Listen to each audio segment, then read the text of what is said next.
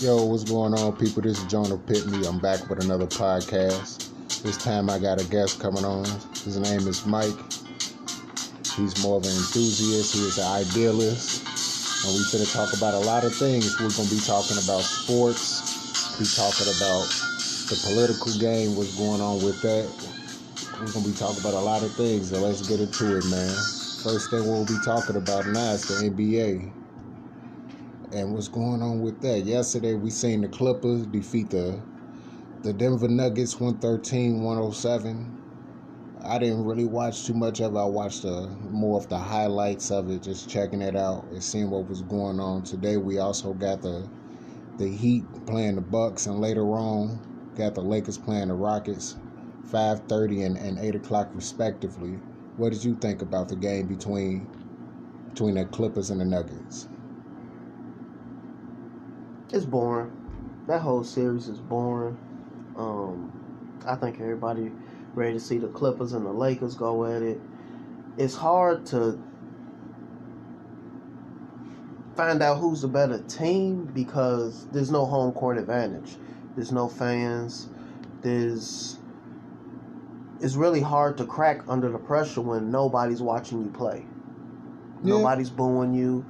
You don't have fans, you know what I'm saying, at the free throw line, doing what they do, waving signs. So it's really just, it boils down to who wanted more. It's just, that series to me is boring. I think the Clippers are bored. They probably should have swept Denver, in my opinion. But I don't think Doc Rivers coaching them right. Well, I don't know, because I'm like, I've been watching it. It was here and there, and I've been asking people outside what they think of it, and a lot of people actually been saying that they actually enjoying the playoffs without the fans. They like it's more competitive. You think so? That's what they've been saying. This is not my opinion. Me personally, it's in between. Like sometimes it's boring because you don't hear the eruption of the crowd when it's a made 3-pointer in a tied game with 2 minutes left. Yeah. But at the same time, it's damn near like watching people play on the court outside. How intense it be is just the difference is people getting paid basically. Yeah. That's how it basically is. It's like watching ballpark basketball. I just don't everyone think get paid. I don't think it's fair. Because if you think about it, why do you play all them games during the season to have that home court advantage? Like they say Golden State, Oklahoma City Thunder got the loudest fans. You know, so when you play all them games, now you playing in an empty arena, a few people here and there, some virtual fans, like you kind of lose the whole prestige of the NBA. Yeah. Like it's hard to get up for that game, roll out of bed, we just finna go play in the gym. It's like practice, pretty much. Yeah. And I think that's why you see some players playing better and some players not getting up for the challenge. Is that probably one of the reasons why, like a player like Paul George, they usually the crowd get him into the game, and then that's when he started doing his theatrics and wind up dropping 35 points, and because of the fans not there, that's probably what affected his game. And instead of his, like players that did play for the Denver Nuggets and the Utah Jazz, they wind up scoring like 50 points a game. Yeah, because it's like rec ball, right? And like honestly, if they were in Utah, everybody has read about how Utah fans are very disrespectful. No way Jamal Murray dropping 50 in Utah if they're in front of a crowd. Just like in my honest opinion, if Milwaukee got home court advantage, Miami wouldn't be up 3-1. They wouldn't have went into Milwaukee with that crowd and beat them the first 2 games.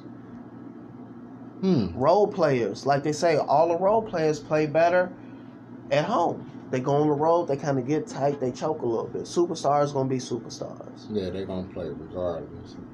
Like Giannis, he hasn't really been playing like a MVP. Like yeah, he still get his numbers. He's still grabbing like 14 a game, maybe 23, 24 points, maybe 6, 7 assists.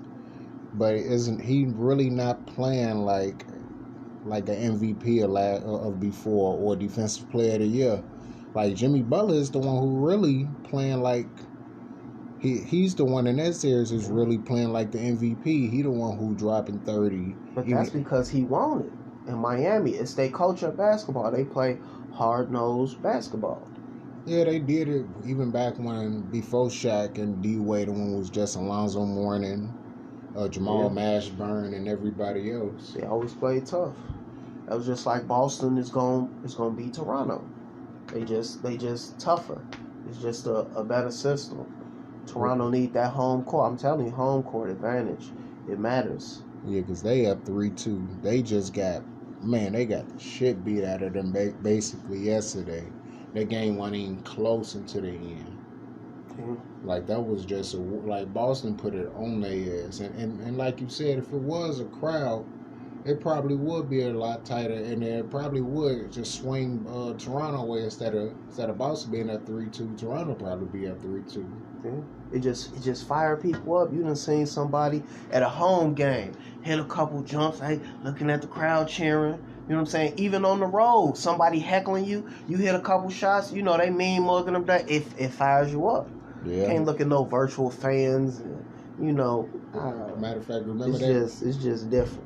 Remember that when Pippen dunked on Ewing, pushed him down? Oh, yeah, And then Spike. You got to snap it on Spike, man. Sit your ass down. Yeah. Just imagine if that was in front of nobody, just been a regular dunk. He probably would have helped him up. All right, y'all. You know, shot his free throw, got it on, but it's just different. It's different. Okay, then. So since we did talk about the Heat and Bucks briefly, once again the Heat is up 3-1. That game is on 5:30 today. So do you think the Heat is gonna pull through and just basically finish a sweep on the Bucks, or was the Bucks gonna extend it? I think Milwaukee used so much energy in that last game.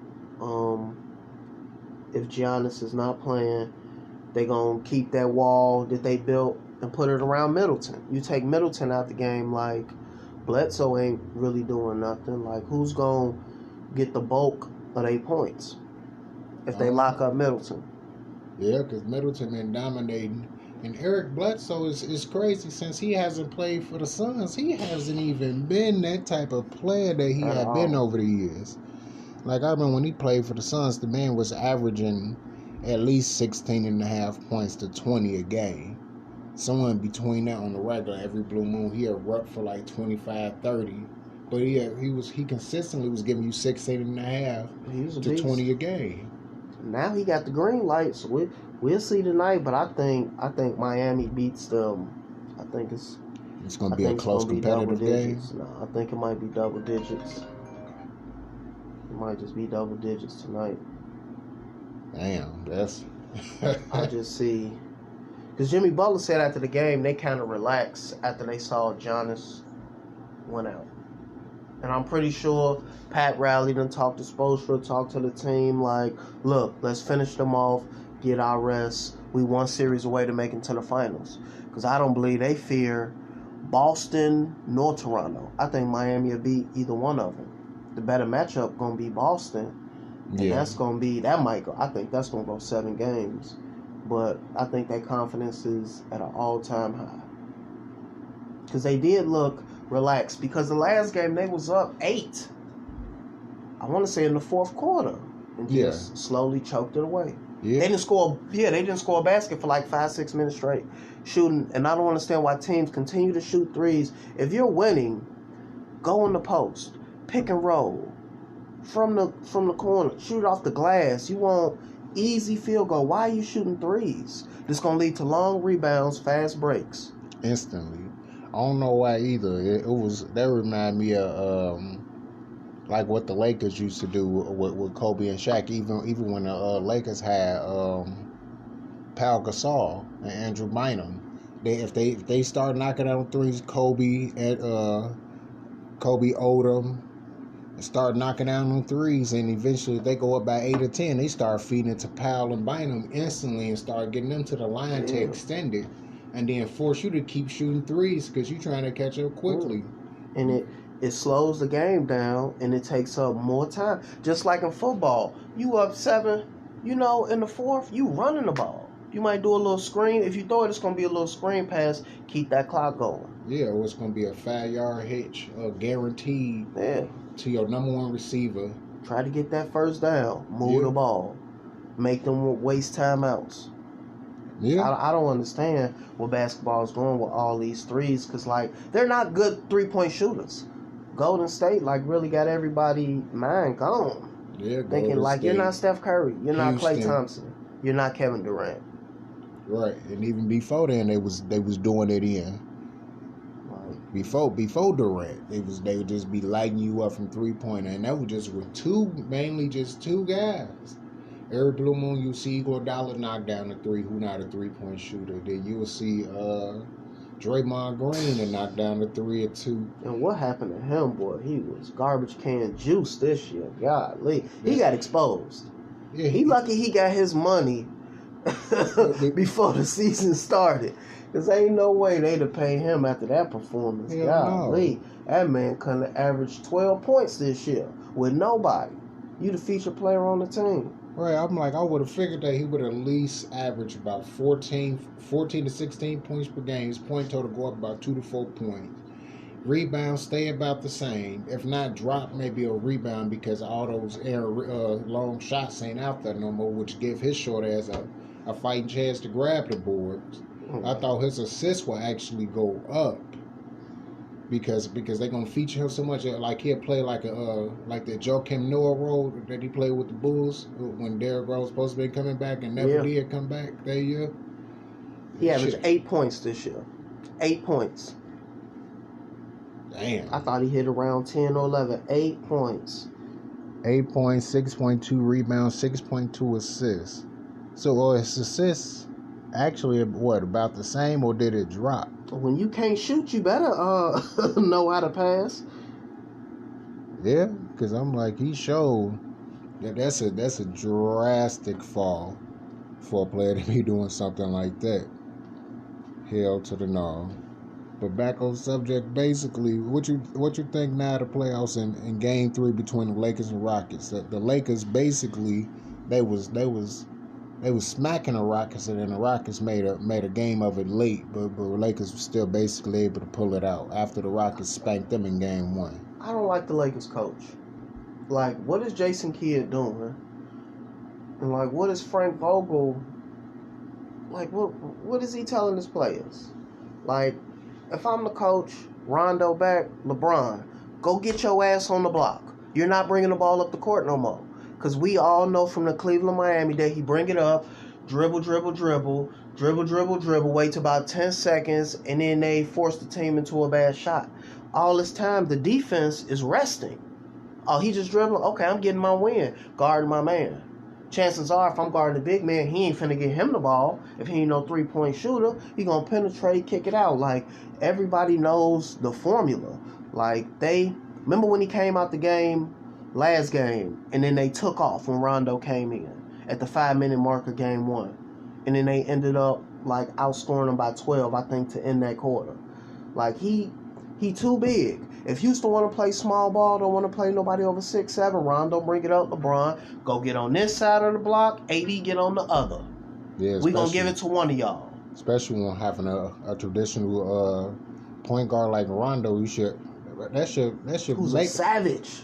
That should make LeBron. And he got a 3 this year too. Yeah, that should make LeBron automatically want to play the slasher role and play freely. It shouldn't even be a problem. He can't, because it goes down to coaching. It goes down to coach. You got to have that hard-nosed coach go get on the block. Yeah. You can't be scared to yell at him. Yeah, I already know, but we're gonna take a quick break right now, and then just basically just hear a segment from our proud sponsor.